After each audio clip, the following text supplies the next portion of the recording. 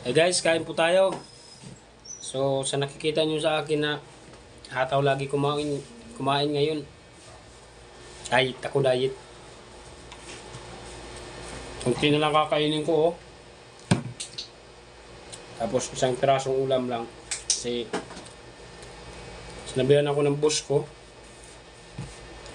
bawal daw kumain ng marami.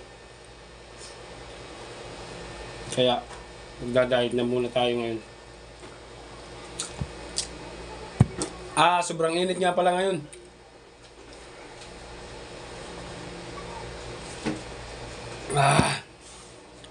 Kaya kailangan lagi tayo sa malamig. Dumating na pala yung ating rep. Salamat nga pala sa sponsor, pero hindi ko babanggitin yung pangalan niya kung sino. May nag-sponsor sa atin dito. Yan. 1 year warranty pa yan. Kanina lang dumating. Salamat sa nagpadala niyan. Sponsor sa atin. Yun ang mga malalakas na followers. Yun ang nagbigay sa atin ng ganyan. Maraming salamat, idol.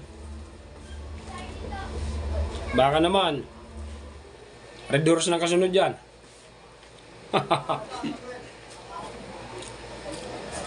Kain po tayo.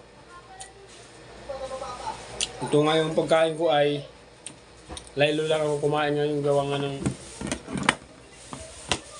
dadayit na ako. Wala naman laman to. Wala pa. Bukas pa natin lalagyan. Pupunuin natin yan. Para swerte. Sabi ng lolo ko, excuse.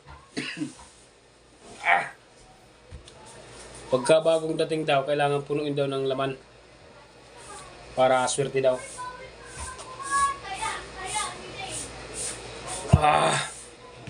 Sarap. Sarap ng kain.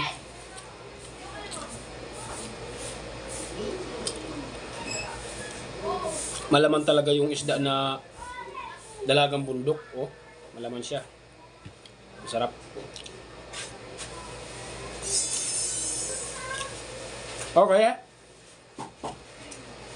yun lang, ha. Yun lang.